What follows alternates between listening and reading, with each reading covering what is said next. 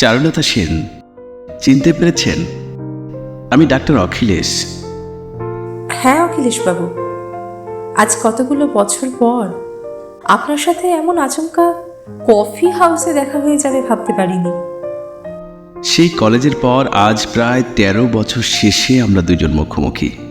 সময় কিভাবে ফুরিয়ে যায় বলুন। সত্যিই তাই। তারপর বলুন, কেমন আছেন?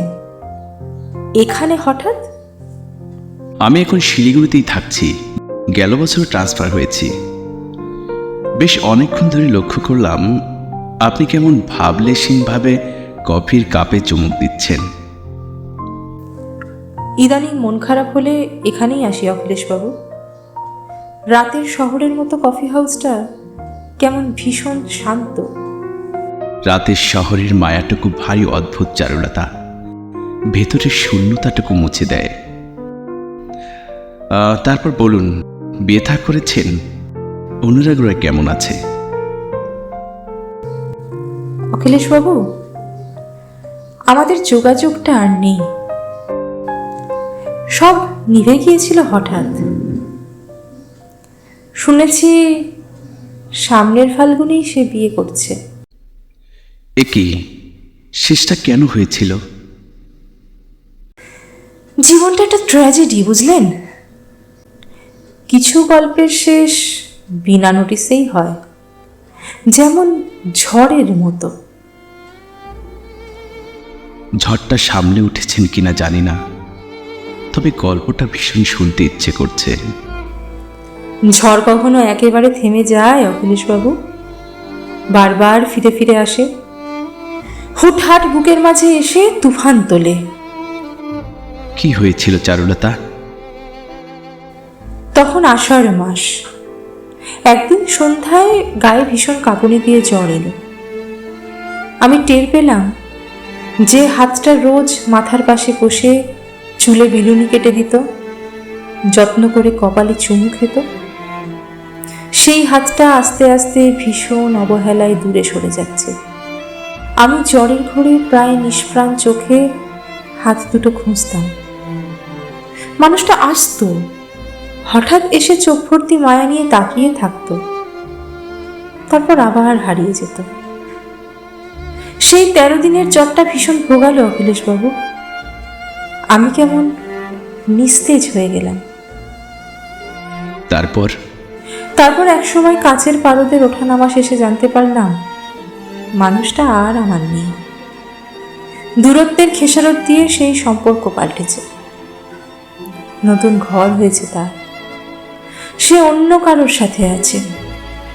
সে কি চারুলতা? আপনি কারণ জানতে চাননি?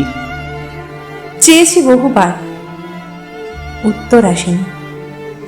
সে হঠাৎ ঝড়ের মতো এসে এক রাতে আমায় শক্ত মুখ করে জানিয়ে দিল তার জীবনে আমার প্রয়োজন ফুরিয়েছে। সেদিন মানুষটাকে চিনতে পারছিলাম না অখিলেশ বাবু। চশমার কাঁচ পাল্টানোর মতো জীবন থেকে মানুষ পাল্টানো এত সহজ কেন বলুন তো?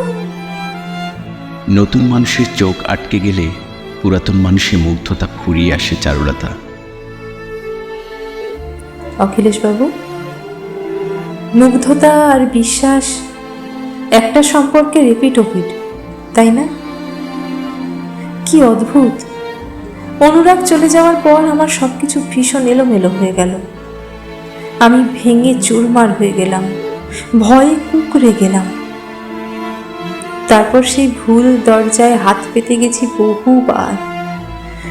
অপমান আর অবহেলা গিলে একরাশ ক্লান্তি নিয়ে রাতে বাড়ি ফিরেছি। নিজের ভালোবাসার কাছে ভীষণভাবে ঠকে গিয়েছি অখিলেশ বাবু।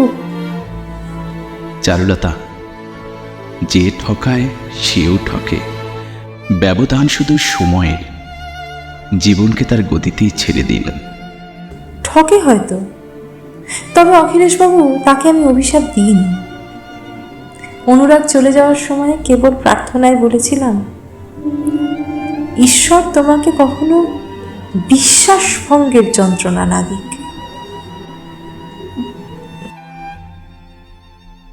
দেখুন, আমরা ভুল করার বয়সে ভুল করি, তবে সেই পুরাতন ভুলগুলোকে এভাবে বুকে পুষে রাখলে নিজেই হেরে যাবেন চারুলতা। অখিলেশবাবু, আমি তো হেরেই বসে আছি। আর ভুল বলছেন কেন? অনুরাগ আমার জীবনের একটা সুন্দর সত্যি। হয়তো আমাদের সময়টা ভুল ছিল। আমি বিশ্বাস করি সম্পর্কের টানাপোড়েন শেষে একটা জলজ্যান্ত মানুষের সাথে কাটানো মুহূর্তগুলো কখনো মিথ্যা হয়ে যায় না। হয়তো ফিকে হয়, ধুলোবালি পড়ে, পুরাতন স্মৃতির ওপর নতুন স্মৃতি জমা হয়। অনুরাগের প্রতি আপনার জমানো কোনো অভিযোগ নেই? কি লাভ বলুন? যেখানে অধিকারটুকু বেঁচে নেই সেখানে আমার অভিযোগ পুষে রাখা বড্ড বোকামো। তবুও তো মানুষ বুকে মিথ্যে অভিযোগের পাহাড় জমায়। দেখুন, সম্পর্ক শেষে নিজেকে স্বচ্ছ রাখতে বিচ্ছেদের দায় কেউ নিতে চায় না। তাই হয়তো একটা সময় শুরু হয় গিয়ে অভিযোগ পর্ব। আমি সেই সব মানুষের দলে নয় অখিলেশবাবু। মানুষটা আজ আমার নেই এটা যেমন ঠিক, তবে একসময় সে আমার ছিল এটাও সত্যি। শ্রদ্ধাবোধের জায়গাটা এতটা ঠুনকো হলে তাকে ভালোবাসলাম কোথায় বলুন? আপনি ভারী গুছিয়ে কথা বলেন। আমি লক্ষ্য করেছি আপনি কথা বলার সময় আপনার চোখে মুখে অদ্ভুত একটা মায়া কাজ করে। মায়া নাকি মোহ ঠিক জানি না, তবে সেই মায়া অনুরাগকে কেন আটকে রাখতে পারেনি বলুন তো? দেখুন চারুলতা, পৃথিবীতে মানুষের দুই ধরনের দুর্বলতা আছে। এক প্রয়োজনীয়তা, অন্যটা বিলাসিতা। অনেক পুরাতন জিনিসের প্রয়োজন ফুরলেও আমরা সেগুলো বেশ যত্ন করে তুলে রাখি। তাতে আমাদের একটা মায়া পড়ে যায়, সখানিক স্মৃতি জড়িয়ে যায়, আমরা আগলে রাখি। তবে বিলাসিতার ক্ষেত্রে মানুষ কেবল মোহের পিছনে ছুটে মরে। এই ক্ষেত্রে মায়া শব্দটা বড্ড ব্যাকডেটেড। অখিলেশবাবু, মানুষের জীবন একটা সুন্দর মিথ্যা। সবটা জেনেও কিছু সত্যি আমরা এড়িয়ে চলি। সত্যি সুন্দর হলেও সব সময় কঠিন হয়। তখন আমরা মিথ্যাকে বিশ্বাস করে চোখ বুজে ভালো থাকি। হয়তোবা চারুলতা, জীবন থেকে পালাতে ইচ্ছে হয় কখনো আপনার? প্রায় হয়, তবে ইদানিং বুঝে গেছি জীবন থেকে পালিয়ে বাঁচা সহজ নয়, বুঝলেন? ভেতরের সব শূন্যতা, ভয় মাঝরাতে ভীষণ ভোগায় অখিলেশবাবু। দম বন্ধ লাগে, ভয়ে সিটিয়ে থাকি এক কোনায়, দরজা জানলা আটকে কান্না আসে। তারপর বুকের ভেতরের সমস্ত ভারী নিঃশ্বাস বের করে দিই। বিশ্বাস করুন, আপনি সেরে উঠবেন চারুলতা। সময়ের পাণ্ডুমেলাটা ঘুরে গেলেই অনুভূতির দিক বদল হতে সময় লাগে না। আপনি কাঁদবেন না চারু, চোখ মুছুন প্লিজ। আপনি ভীষণ প্রাণবন্ত নারী, অথচ আপনার চোখের তলায় নিস্তেজ শূন্যতা আপনাকে প্রাণ খুলে হাসতে দেয় না। ওই দেখুন সময় কিভাবে ফুরিয়ে যায়। আজ তো আপনার রোগী দেখবার দিন। আমার সাথে আর কিছু পথ এভাবে হাঁটবেন অখিলেশবাবু? হ্যাঁ, নিশ্চয়ই।